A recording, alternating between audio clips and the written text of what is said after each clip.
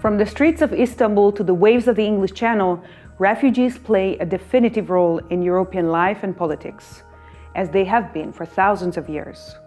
The surface of today's political discourse is divided between extremes. On the one hand, we have the Europeans who love to brag about their heroism in receiving refugees and our devotion to human rights.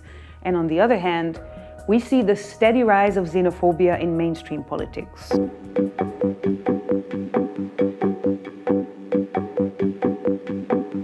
The reception of Ukrainian refugees was very political, and actually, when it comes to the reception, this was a blessing.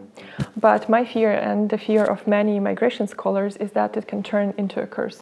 We pretend that we can respond with migration management, how it is often called, that we manage migration.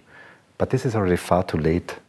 When people need to leave their countries, then it's already too late. The EU didn't just run out of the gates and say, welcome all Ukrainian refugees. There was immense pressure, international pressure and internal pressure to declare these rights, right? You know, the bar was so low compared to other asylum seekers. Before 2022, the migration regime applied to Ukrainians was very different. It was a kind of strict labor migration regime, whereas afterwards it was this humanitarian migration regime, so to say.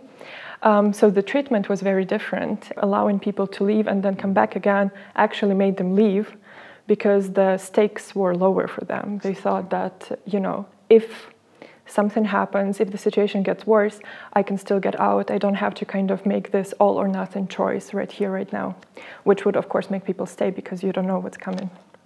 Can we put it in a wider context, like our current understanding on refugees and our moral understanding of obligations towards refugees are rooted, let's say, most closely in the aftermath of the Second World War, right?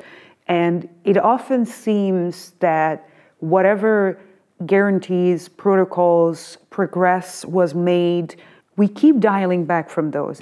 You're completely right. I mean, many want to question the Geneva Refugee Convention in one way or the other. They say, is it still timely or not? Yeah.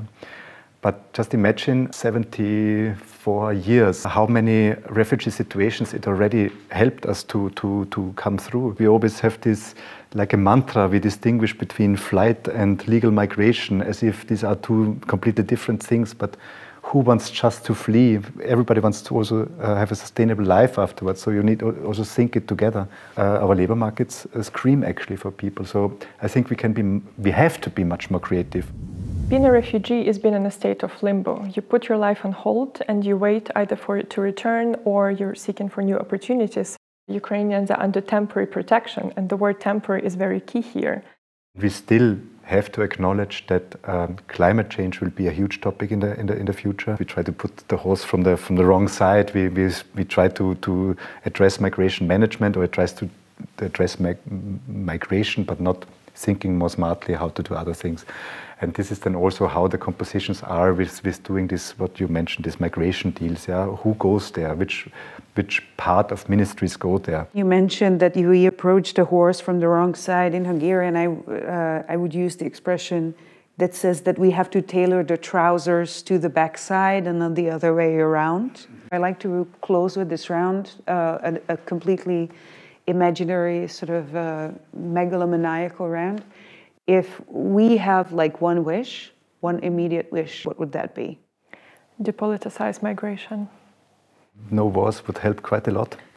And you know, we have other than wars that are force people to leave their countries. I think we don't need additional ones. Thank you for coming along. And Mary, whatever each of us will celebrate.